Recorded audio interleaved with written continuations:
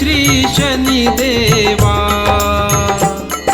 सूर्यसुता शनी मूर्ती, तुझी आगाध कीर्ती, एकमुखे काय वर्णू, शेषान चले स्फूर्ती, जय जय श्री शनी देव. परमपूज्य विश्वचैतन्य अंधारातून प्रकाशाकडे घेऊन जाणारे महान संत आणि माझे सद्गुरू चैतन्य त्यागेश्वर महाराजांना आपण वंदन करूया. या कलियुगाचा राजा, सत्याचा सागर, सूर्यसूत मी म्हणणाऱ्यांना पाचावर धारण करणारा, असत्याचा नाश करणारा आणि सत्याचा विजय करणारा, दंडनीयांना दंड देणारा आणि आदरणीयांचा आदर करणारा असा धर्मप्रिय, शिवप्रिय आणि तुम्हा आमांचा आराध्य दैवत शनिदेव यांना आपण प्रथम दंडवत नमस्कार करूया.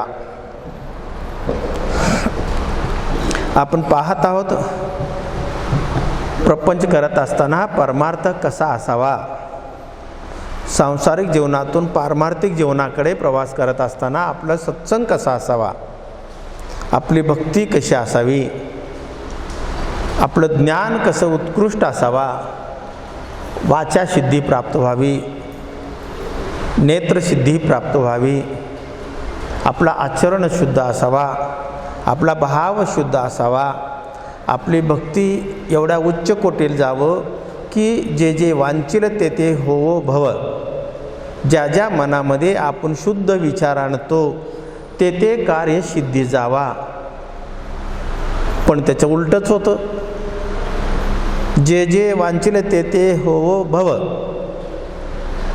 जर समजा धर्माला अनुसरून नसेल, कर्माला अनुसरून नसेल, ज्ञानाला अनुकूल नसेल, समाजाला अनुकूल नसेल, अनेक गोष्टी कुटुंबाला अनुकूल नसेल, अशा गोष्टी जर आपण साधना करत असताना जर अशा विषय जर आपण साधनेमध्ये ठेवलात तर ते पूर्ण होणार नाही.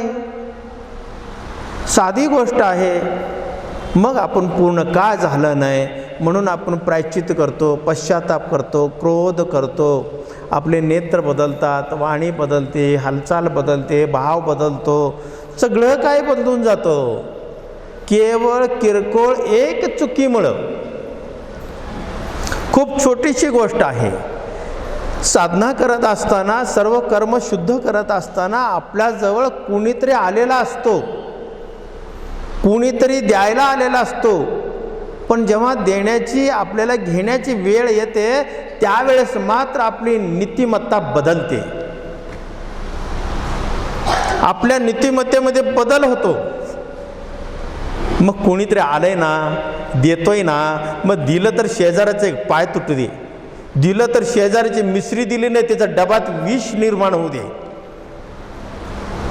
ह्या अशा चुकीच्या विचारसरणीमुळं जे काही द्यायला आलंय, तुमच्या पुण्याची मोजदाद करायला आलंय, तुमचं तो फळ पदरात पडणार आहे, तोच तर तुमच्या तोंडाला आलेलं घास कुणीतरी हिसकावून घेऊन जातो. ते म्हणजे तुमचेच दुर्गुण, दुसरा कोणीही हिसकावून घेऊन जात नाही. अनेक लोकांची कल्पना आहे. अनेक लोक माझ्यासमोर विचार मांडतात, महाराज आम्ही भारत फिरलो, तीर्थाटन केलो, दान धर्म केला, पुण्यकर्म केला, सगळं काय केलं, पण असं व तोंडाला घास आलेलं गेलं. अरे बाबा, तोंडाला घास आलेलं तुझ्या दुर्गुणामुळे गेलं, दुर्मतीमुळे गेलं, वाईट विचारामुळे गेलं, वाईट भावनेमुळे गेलं, वाईट आचारामुळे गेलं, वाईट नेत्रातला दोषामुळे गेलं. पण आपलं लक्ष याच्याकडं नसतं. म्हणून जीवनामध्ये एखादा सद्गुरू असावा, कुठंतरी कुणाच्या तरी चरणावर जाऊन लोटांगण घालण्याची मानसिकता असावी, कुणाच्या तरी अंगठ्यावर आपला माथा टेकवण्याचं आपल्याकडं ममत्व असावा. का तर तुमच्या भक्तीबरोबर तुमची जशी पुण्य वाढत असते त्या पुण्याबरोबर अहंकार पण वाढत असतो, त्या पुण्याबरोबर तुमचा गर्व पण वाढत असतो. तुम्ही साधना करून पहा, साधना करत असताना मनामध्ये विचार येत असतात, विचारामध्ये दुसरा विचारसुद्धा शेजारी थांबलेला असतो. शेजारी थांबलेला विचार म्हणतो मी मोठा का तो मोठा, तुला काय हवंय, तुझी प्रतिष्ठा पाहिजे तर अहंकार ठेव. तुझी प्रतिष्ठा पाहिजे तर अहंकार ठेव, तुला नम्रतेने वागायचं असेल तर सत्व, चांगले विचार, चांगलं व्यवस्थित राहा, तुझ्या नीतिमत्तेत बदल कर नको. हे फक्त गुरुच देऊ शकतो. तुमच्याकडं साधना करत असताना जे दुर्गुणाचे अंकुर फुटलेले असतात, पालवी फुटलेले असतात, मुळ्या खोल जात असतात दुर्गुणाच्या, पण दुर्गुणाची ही होळी कुठे करावी, हे दुर्गुण कुठे संपावा, ह्याचा नायनाट कुठे करावा, ह्याचे नायनाट फक्त सद्गुरूंच्या चरणावरच करू शकतो. अंगठ्यामध्ये तेवढी ताकद आहे, तेवढी ऊर्जा आहे. संत नामदेव किती महानता होते, किती श्रेष्ठ असे होते, बुद्धिजीवी होते. साक्षात विठ्ठल प्रत्यक्ष त्यांना बोलायचे. जेव्हा त्यांच्या मातोश्री नैवेद्य त्यांना द्यायचं, नैवेद्य त्या विठ्ठलाच्या मूर्तीनं दगडातनं तोंड वासून ते मूर्ती नैवेद्य खायचा. रोज मातोश्री म्हणायचं नैवेद्य देव खात नसतो, नैवेद्य दाखवायचा असतो. नामदेव म्हणायचे अगं आई, म्हणलं तो खातो. आईना वडिलांना शंका आली. त्यांनी नैवेद्य पाठवून मग खिडकीतनं पाहिलं तर साक्षात विठ्ठल दगडातनं तोंड उघडून नैवेद्य खातो. पण त्याच्याकडं दृष्टी एवढीच होती, त्या दगडात त्या मूर्तीतच देव पाहायचा.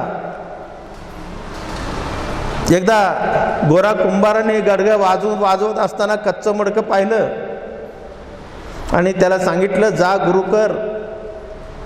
बघ खूप काही गोषवारा आहे, मी खूप काही सांगत नाही, खूप काय त्यात आहे.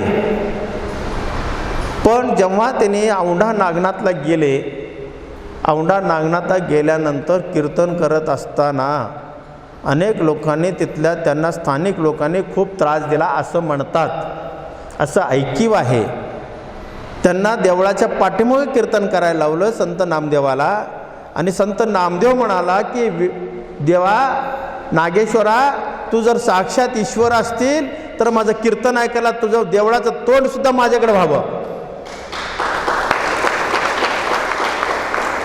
आणि कीर्तन चालू असताना औंढा नागनाथाचं मंदिराचं तोंड फिरलं. आजही पहा तिथं मूर्ती एकीकडे आहे, शिवलिंग एकीकडे तोंड आहे आणि त्याचं देवळाचं तोंड एकीकडे आहे.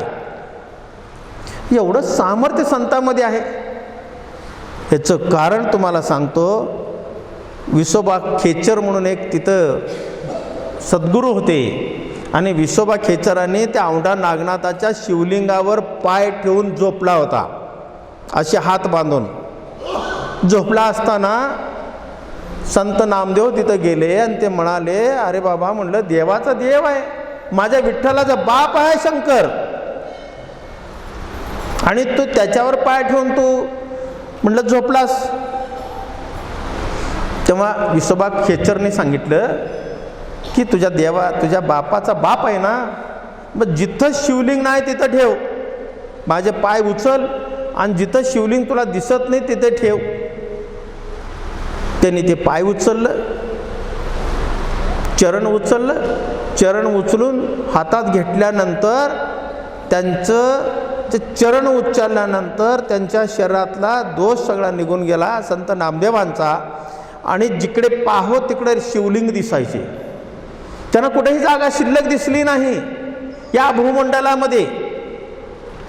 मग तो संत नामदेव म्हणाला की जागा कुठे शिल्लक आहे, तो म्हणजे माझा माथा, माझा माथा एवढं शिल्लक आहे. ते दोन्ही पाय आपल्या माथ्यावर ठेवून घेतलं, दोन्ही चरण माथ्यावर ठेवून घेतलं. दिव्य प्रकाश पडला. विश्वात चराचरात ईश्वर आहे, फक्त मूर्तीतच ईश्वर नाही. बाबांना तुमच्या माता पित्यात सुद्धा ईश्वर आहे, सासू सासऱ्यात सुद्धा ईश्वर आहे, नवरात आहे, बायकोत आहे, हे आपण विसरून जातो. हे सगळं विसरून जातो आपण. आणि साधना माझ्या हौशेसाठी आहे, माझ्या स्वार्थासाठी माझी साधना आहे. मग त्या साधनेला आपण कुठंतरी अडकावून ठेवत असतो, त्याला मर्यादा, त्याला मर्यादा ठेवतो. त्या मर्यादा ठेवल्यामुळं तो तुमचं कार्यसिद्धी जात नाही, आणि तुमचं कार्यसिद्धीस न गेल्यामुळं तुमचं स्वभाव साधना करून सुद्धा चिडचिड होतं, तुमचं साधना चिडचिड होतं, तुमचा अहंकार जात नाही. एका गावामध्ये एक संत होते. एक संतांनी एका डोंगराच्या टेकाड्यावर थोडीशी झोपडी घालून त्या ठिकाणी साधना करत होते. साधना करत असताना गावातील भोळे भाबडे लोक सगळे जायचे, दर्शनाला जायचे आणि 2 शब्द सद्गुरूंचं ऐकायचं, संतांचं ऐकायचे आणि आपल्या घरी यायचे. असं करता करता 4-6 महिने झाले. अख्खं गाव जायला लागलं तिकडं. पण अख्खं गाव जात असताना काही गावामध्ये काही निलगिरीच्या झाडासारखे सोट उभे असतात, तसे काही लोक असतात. सगळ्यांनी फळांनी लखडलेलं नसतं, सगळ्यांना फळं नसतात, सगळ्यांना फुलं नसतात. तसा सोट उभं राहिलेला एक माणूस अनेक डिग्र्या प्राप्त केलेला गावामध्ये होता. तो म्हणाला की अख्खं गाव चाललंय तिकडं, त्या साधूकडे काय आहे हे तरी पाहावं, कुठली डिग्री आहे, कुठल्या विद्यापीठाची डिग्री आहे हे पाहावं. म्हणून तो सुद्धा पायात बूट घातला, कमरेला पट्टा घातला, इन केला, टोपी घातला, चष्मा गॉगल लावला आणि तो डोंगर चढून गेला. तो डोंगर चढून गेला. जाताना थकला, रस्त्यात बसत बसत तो गेला आणि सद्गुरूंच्या कुटीपर्यंत गेला. आणि घामाघूम झालेलं पाहून सद्गुरूंनी त्याला सांगितलं की बाबांनो, आता तुम्ही आलाय तर थोडं शांत 10 मिनटं बसा, पाणी देऊ का.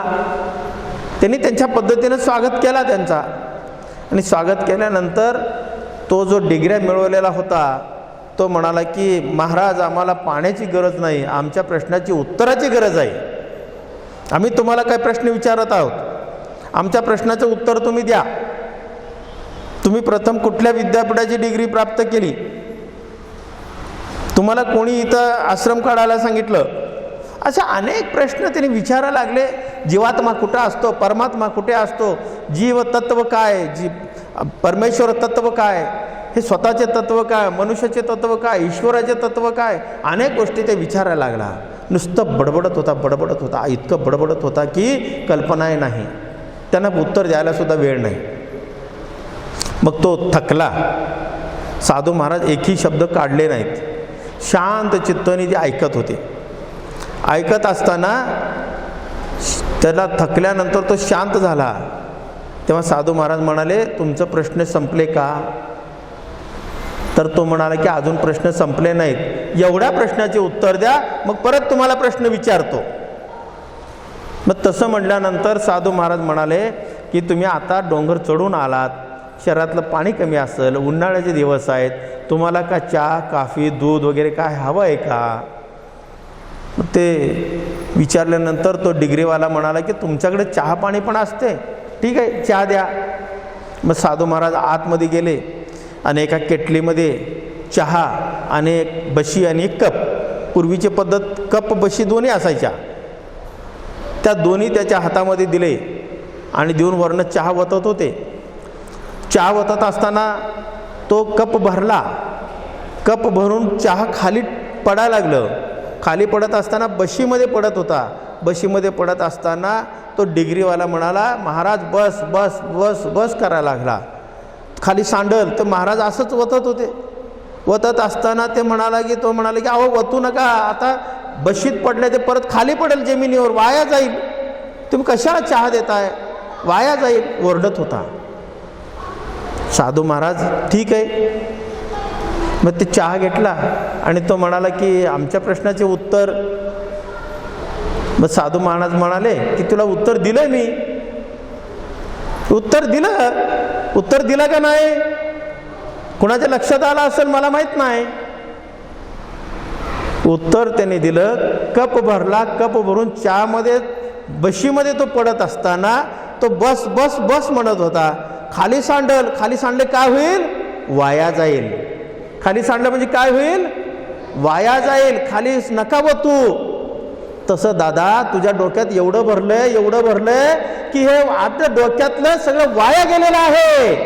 हे वाया गेलेल्या डोक्यात काय वतू अजून तुझ्याकडे एवढं कचरा आहे ना, या डिग्र्याचा, माणुसकीचा कचरा ज्याच्या डोक्यात आहे तो निघून जातो, पण डिग्र्याचा कचरा ज्याच्या डोक्यात आहे तो म्हणजे अहंकार. लक्षात ठेवा, तो म्हणजे अहंकार.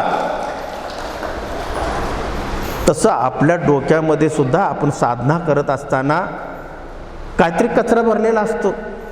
कुठेतरी आपण स्वप्न बघत असतो, कचऱ्याचा स्वप्न बघत असतो. माझी सासूलाही त्रास देते ना, आपण काहीतरी हिच्यावर करूया. शेजारने मिश्रीची डबा दिली नाही ना, ह्याच्यावर काहीतरी करूया. शेजारचा लय पैसे कमवतो, मग त्याच्यावरती काहीतरी करूया. याच्यासाठी तुमच्याकडे आलेलं ज्ञान आहे का? याच्यासाठी तुम्ही भक्ती केली का? याच्यासाठी दान धर्म केलंय का? आजकाल कलियुगामध्ये हेच जास्त चाललेलं आहे, म्हणून आपलं फळ आपल्या पदरात पडत नाही.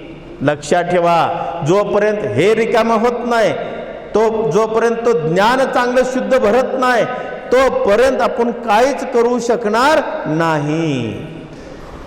त्याच्यासाठी सद्गुरूंच्या चरणावर जावा, स्वतःचा अहंकार जाळून घ्यावा, स्वतःचा गर्व जाळून घ्यावा. स्वतःकडं काहीतरी असल्याचा जो आविर्भाव असतो, हे जोपर्यंत जळत नाही तोपर्यंत देवत्व प्राप्त होणार नाही.